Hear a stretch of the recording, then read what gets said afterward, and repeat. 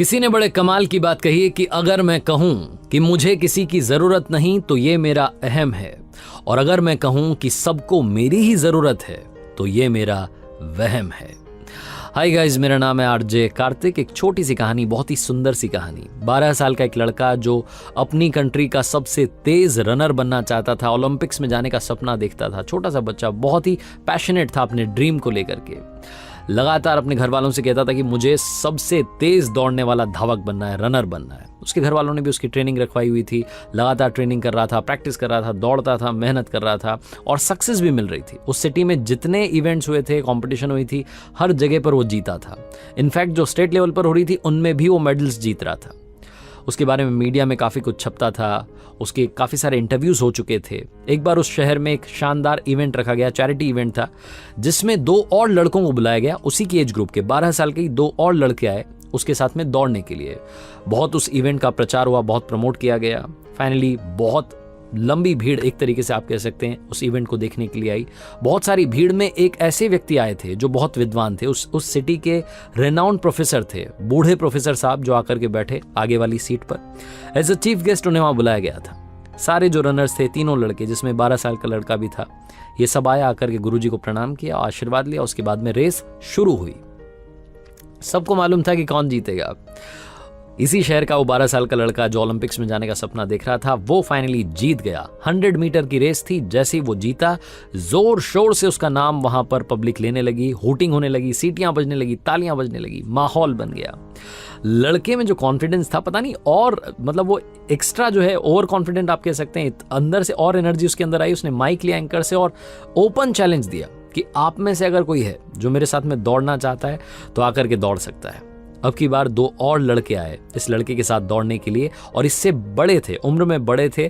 Different age group के साथ में लड़का दौड़ने के लिए तैयार था, ओवर कॉन्फिडेंट हो चुका था, लेकिन ये हारा नहीं। जब वो रेस शुरू हुई दूसरी वाली, तो इस बार भी इसी लड़के की जीत हुई। अब की बार फिर से पब्लिक ने इसका उत्साह बढ़ाया, फिर से तालियां बजी, हर कोई खुश था, माहौल बन चुका था कि क्या बात है, हम तो एक रेस देखने के लिए आए थे, यहाँ 2-2 रेस फ्री में देखने को मिल रही है। अब की बार ये लड़का गया, जाकर के वो जो गुरुजी थे, जो प्रोफेसर आकर के बैठे हुए थे, उनको प्रणाम किया और कहा कि सर, देखा आपने, कमाल, 12 साल की एज हुई है, बड़े बड़ों को हरा दिया। वो जो प्रोफेसर थे उन्होंने कहा कि बेटा, एक आखिरी रेस अगर आप मेरे कहने पर दौड़ लें तो मजा आ जाएगा। लड़के का कॉन्फिडेंस 7वें आसमान पर था। उसने कहा, हाँ जी, आप बताइए किन के साथ दौड़ना है। जो बूढ़े प्रोफेसर थे, जो विद्वान थे उस शहर के, उन्होंने अब 2 नए चैलेंजर्स इस लड़के के सामने रखे। एक तो दिव्यांग व्यक्ति थे जिनको दिखता नहीं था, ठीक से दिखाई नहीं दे रहा था, और दूसरी एक बूढ़ी अम्मा थी जिनकी एज काफी हो चली थी, सीनियर सिटीजन थी। उन दोनों के साथ में इस 12 साल के लड़के को दौड़ना था। इसकी तो मतलब हवाइयां उड़ गई, ये एकदम से सारा कॉन्फिडेंस, सारी एनर्जी गायब हो गई। इसने पूछा कि सर, ये क्या हो रहा है, कहां मैं और कहां ये, इनके साथ में रेस करनी है? उन्होंने कहा, हाँ, आपको इन्हीं 2 के साथ में दौड़ना है। तीसरी रेस शुरू हुई, सीटी बजी, इस लड़के ने दौड़ना शुरू किया, दौड़ता चला गया और जाकर के फिनिशिंग लाइन पर पहुंच गया। लेकिन अब की बार किसी ने भी सीटी नहीं बजाई। स्टेडियम में सन्नाटा था। वो जो सारी भीड़ आई थी, इतने सारे लोग आए थे, चुपचाप बैठे थे।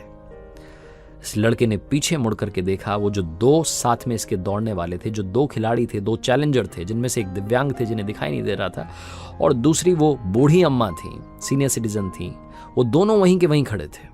ये दौड़ करके प्रोफेसर साहब के पास गया, जाकर के बोला कि सर, ये क्या हुआ, मैं जीत गया, लेकिन किसी ने भी ताली नहीं बजाई, कोई खुशी नहीं दिख रहा है। जो प्रोफेसर थे उन्होंने कहा कि काम करना, अब आप जाना और आपके जो 2 साथी खिलाड़ी हैं उनके साथ में रेस कंप्लीट करना। ये लड़का वापस आया।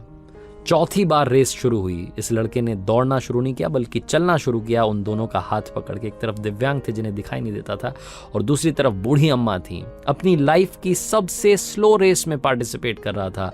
धीरे धीरे धीरे धीरे चलता चला गया, बहुत टाइम लगा, लेकिन अब की बार वो 100 मीटर की रेस जो थी, इन तीनों ने साथ में पूरी की, और पूरे स्टेडियम में तालियों की गड़गड़ाहट थी।